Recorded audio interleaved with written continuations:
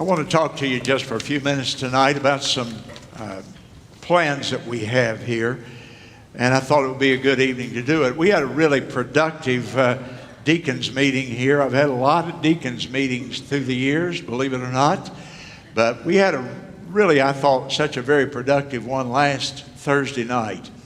And we just talked about where to go. We talked about the difficulty of even making plans. Everything has been so affected by COVID.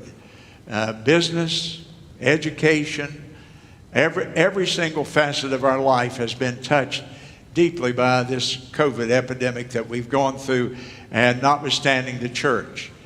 And so many times you've heard me say, I thank God I live in South Carolina. Boy, we have been so open and so free compared to most places in the country. You don't hear as much about us as you do about Florida or Texas, but we've had almost as much freedom in our state to go ahead and do the Lord's work as you've had anywhere in the country. And probably the best examples are Texas and Florida, but it has been, our opportunities here have not been inhibited by the state government, and I thank the Lord for that. And yet, even so, COVID has so impacted our ability to do the ministry. Because keep this in mind, the heart of the ministry, other than the gathering of God's people in public services, is almost exclusively individual. It's one-on-one. When people quit doing one-on-one work, they're not doing the Lord's work anymore. I mean, how do you do it? It's witnessing, it's Sunday school work, which ends up being one-on-one. And when we're told to stay away, and we're told we have to distance, and we have to wear a mask, and we can't get in large crowds and all that kind of stuff, then the Lord's work just absolutely comes to a standstill. And that's what happened back in 2019 March, when the country just literally shut down. And the churches have never come back like they were at that point. I don't know if they ever will. I haven't given up hope that we will, but I thank the Lord, we're in so much better shape than so many places where they're just barely hanging on for their survival, literally. And so the heart of our ministry, this church has been so much built around personal work, personal witnessing, personal visitation, going into people's homes, talking with individuals, ministering to them. And COVID so interrupted that.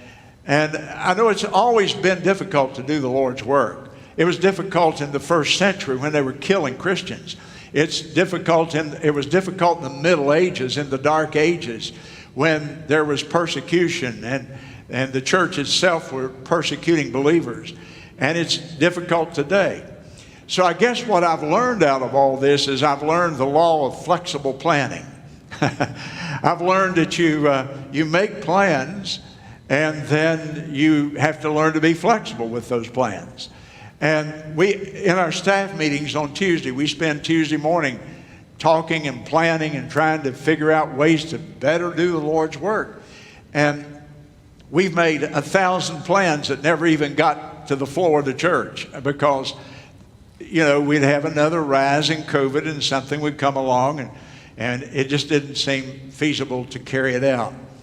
But it looks like we might be able to pick up the momentum again in our church, and hopefully we're going to get back to where we were. We've got to plan. We've got to make plans. Somebody said, well, why make the plan when you know it's going to get changed? Well, it's better than none at all. If you don't have a plan at all, you're just going to be sitting here doing what you're doing a year from now or 2 years from now, and we can't waste that time. So we've got a plan, and we must be prepared to change the plan. So when I get up and change the plan, now don't get frustrated. It's just life in the COVID lane, isn't it?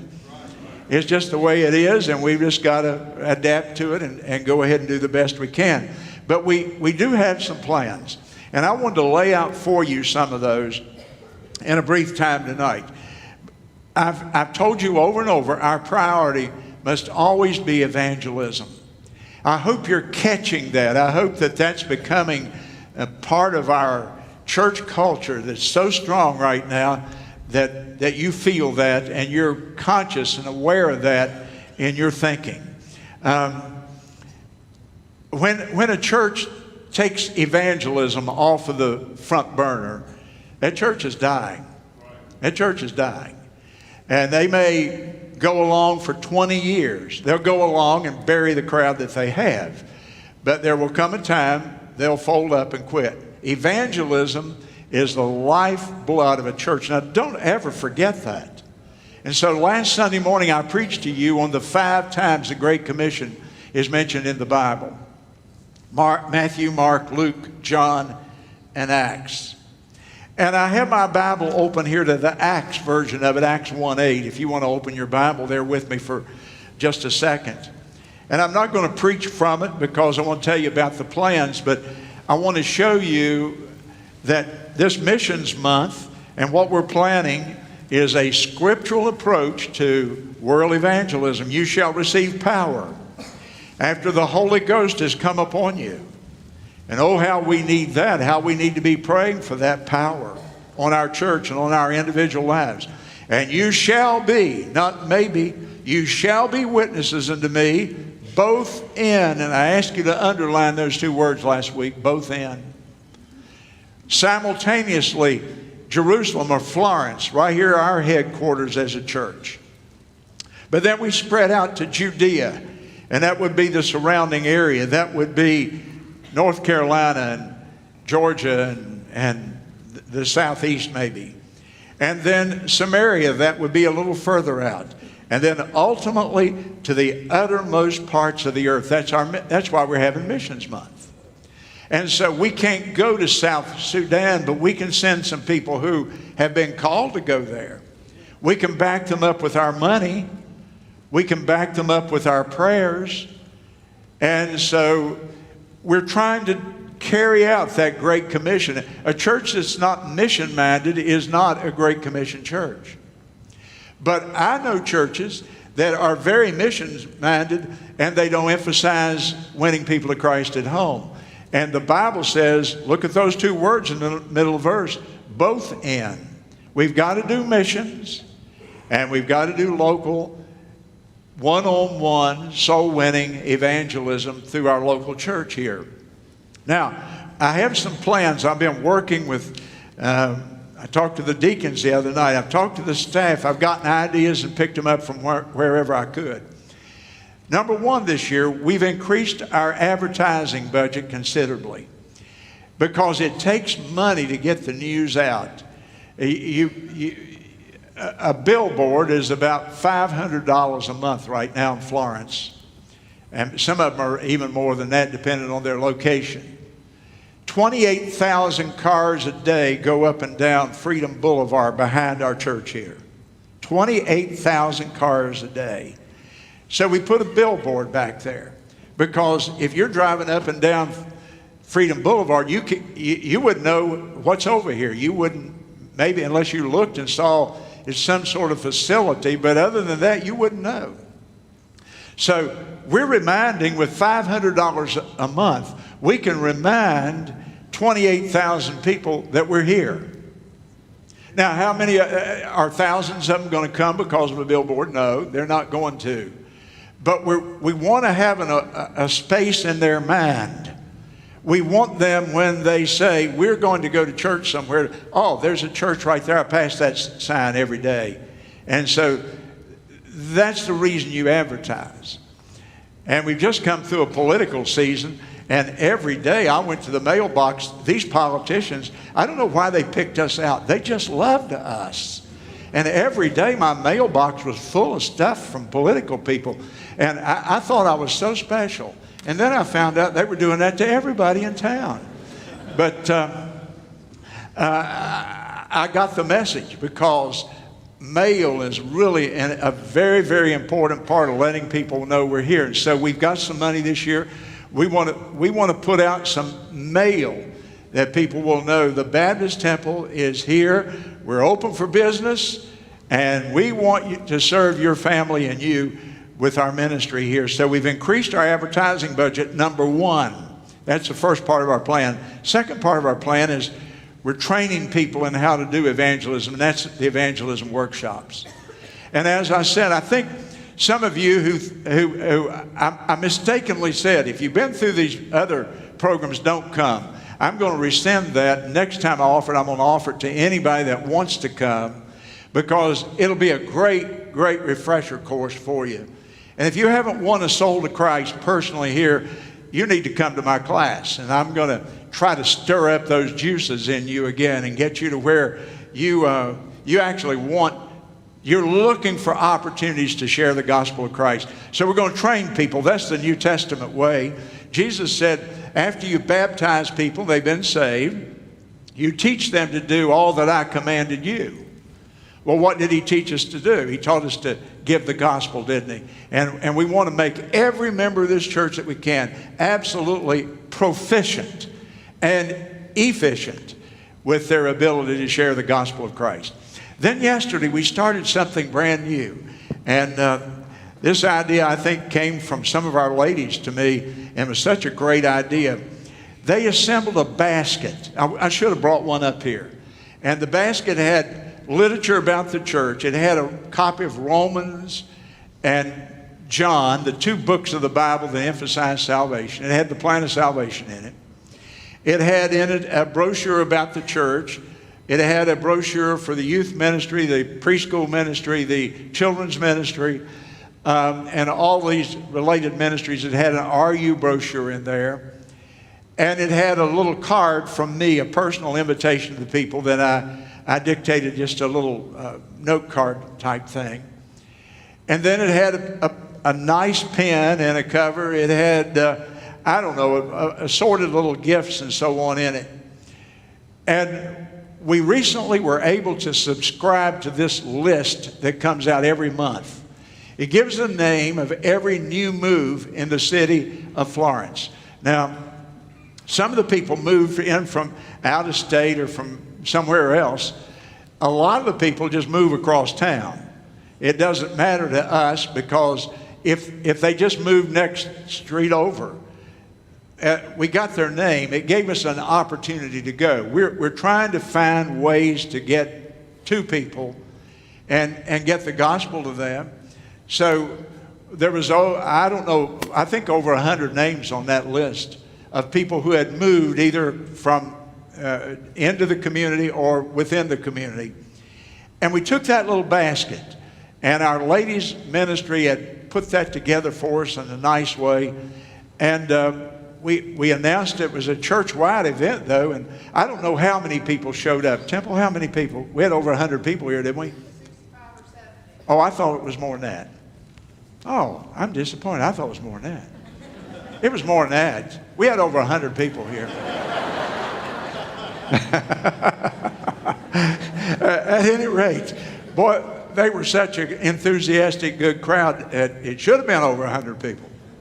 But at any rate, they went out and they knocked on the doors. We gave them 3 cards each. So they went to 3 different new moves in the area and said, we want to bless you with this little basket. We want you to come to our church. We want you to read that literature. It's in there. It has the gospel in it, which is the plan of salvation for people. And they came back with such just glowing reports. I mean, the people were so enthusiastic. And it's kind of an expensive way to go, because we have $3 or $4 in that basket. And so you can see it mounts up. But how do we get to people with the gospel? If we're serious about getting the gospel to them, how do we get to them in the world of today? The truth is, I looked around this morning. I preached my heart out. You know what? There weren't 5 visitors in this entire congregation today. People are not coming to church. COVID has ended the days when people feel like they have to go to church, in my opinion. And they're not going to come if we don't bring them. They're not going to come if we don't go after them. If you think people are going to wake up and say, you know what, you're supposed to go to church, we're going to church today. That's not happening. We are in an Acts 17 society. And people don't go to church in an Acts 17 society. They have to be brought. They have to be dealt with. They have to know that they're loved and wanted. And many of them will have to hit a crisis point in their life, or they will never come. There's an old thing that I've quoted through the years. They will not come. They must be brought. They will not seek. They must be sought. They will not learn. They must be taught. You see, we have got to be proactive. We have got to go after the people, or they're not going to come. They're secularized. The last thing on the mind of the average guy living in Florence that's not a Christian, the last thing on his mind is going to church. Why would he want to go to church in the world we live in today? There's no longer any social pressure on him. And so they're not coming to church. If we're going to evangelize, we must go to them. Now, we're going to do that New Move project every second Saturday, and it's open to you, and you can come, and we'll give you about 10 minutes training each month, and we'll go out and we'll do our best to touch these new people. And we'll pray that God will open their hearts to our church and its kindness to them. And then we have another evangelism project. And really these projects, I think, are the best way for us to get to as many people as possible. And the public schools came open a few years ago. The Supreme Court ruled that you could go in after the school day and you could offer a club of any kind. I mean, it could be any type of club you want. It could be a skateboard club. But you can have a Bible club. And the children sign up for it. Their parents give permission for them to come. And you start after school. And we teamed up with CEF, Child Evangelism Fellowship, an old line evangelical organization, because their curriculum is just wonderful. They know how to present the gospel in such a winsome and attractive way to children. And Ron's over here tonight. He's the director of it locally. He's a great partner for us. And right now we have clubs that will be meeting in Carver. They'll be meeting at Wallace Gregg. And I put out an appeal for Briggs, and we had 18 people sign up. And right now, there were 77 children alone at Briggs Elementary that said, the parents said, we'll sign them up. We want them to stay after the school day. And we are going there with the materials and the opportunity to share the gospel of Christ with them. Now, the other thing there are no restrictions on us. So that means if we find people who are interested, we can talk to the parents in the car line after it's over. There will be great opportunities for us there. That is another plan we have in our evangelism plan. We've got to have a strategy. And so it's raise the awareness of people through advertising. Train the people how to do evangelism. Go into the public schools where we have the opportunity. Do the New Move project. And then this summer, I was just driving out the other day. I was going to a funeral. I was in a funeral procession. And you know, they go slow. I've never figured that out, why it's more reverent to drive 20 than it is to drive 80. But at any rate, you know, we're driving out Alligator Road, and I'm counting the flowers and the fence post. I'm, you know, sitting there saying, why can't we drive normal? Frustrated. I live in that kind of world, I think. I'm the guy who pounds on the I pound on the microwave and say, hurry up, hurry up, hurry up. And so I'm going out there and I'm looking around. There's new houses everywhere. A whole new neighborhood over here. There's a neighborhood around the Jehovah's Witness church. There's a neighborhood beyond that. There's one right after that, one right after that. There's neighborhoods, rooftops, solid rooftops now, pretty much all the way to I-95. Who cares about those people's souls? What church is trying to reach them other than the Jehovah's Witnesses? They've probably already been there. Who cares about those people's souls? Well, I want us to be the church that cares for people's souls, don't you? I want this to be our image in the city of Florence. Somebody says, I wonder what church there is where I could go and get spiritual help and hear the gospel and learn about Jesus. My children could learn the Bible when they go there. And I want the fellow they're talking to say, I'll tell you where you need to go. You need to go to the Baptist temple down there. I don't go there, but I'll tell you what, that's what they do. That's what I want people to think about our church. And so this summer, we're going to plan a door-to-door project, but we're not going to Florence. We've been to Florence 2-3 times already. We're going to go to those new neighborhoods. Those new neighborhoods are, for the most part, young couples. They're couples with children. And we're going to tailor our approach and whatever we give them in terms of literature and so on. And we need to knock on thousands of doors. Yesterday, I was visiting down south of Timmonsville off of, what's the name of that road? Twin Church Road, and you go on down south of there. I forgot the name of the road. It's in the boonies, man. I mean, you're in the country when you're down there. And you know what? New houses everywhere. New houses everywhere. I said, I'll bet you there's not anybody who ever thinks about going door to door in the country where you have to get in your car and drive, for 500 yards between houses or something like that. I thought to myself, I have never worked this.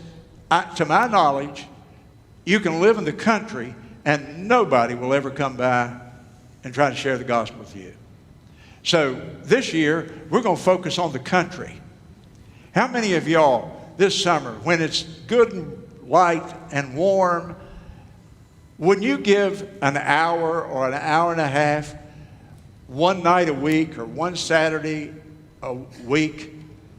And let's just get out there and absolutely blitz hundreds, thousands of homes and get the gospel into their home through literature and look for opportunities that you've been trained in to share the gospel of Christ. Wouldn't that be a wonderful thing for the church to do? And I know you will, because you've always been so cooperative with that. And let's just take this entire area, south and east and west of the church, and just blanket it. And then we have some plans to get back to our traditional way of doing Sunday school real soon. We're working on that. I'll be announcing that. I announced a few weeks ago, I said, let's set a goal and pray and start working toward having 1,200. And then we had COVID. Spiked up again. Attendance went down. I think we had 800 one Sunday right after I announced that. And I thought, no way we're going to make that, I don't guess. Do you know how many we had last Sunday? 1,193. 1,193. So, you know what? But that's not the goal. The goal is to be averaging that, to get to that so we can get back to where we one time were. And so, will you keep praying that we can make our goal, that God will touch the hearts of people, and that when we go out and we do the evangelism, we do the work of the Lord, that God will open the hearts of people, they'll be responsive. And then I want you to pray about one other thing. I want every one of you to pray and say, God, use me to reach one person or one family this year. This year, just one. Now, we don't want anybody to reach two. Just want everybody to reach one. I want you to pray, and I want you to get yourself equipped. I really believe scores of you are going to be able to do that, and we're going to see God bless us in a fantastic way this year. Well, stand to your feet with me if you will. That's the plan as we have it right now. But we do have a plan. We may have to change it. We'll have to be flexible. But if we do, we do. But let's just really pray that God is going to use our church in a very special way. We have a direction. We know where we're going. We just need the Lord to really come and anoint that, don't we? Our heads are bowed and our eyes are closed. I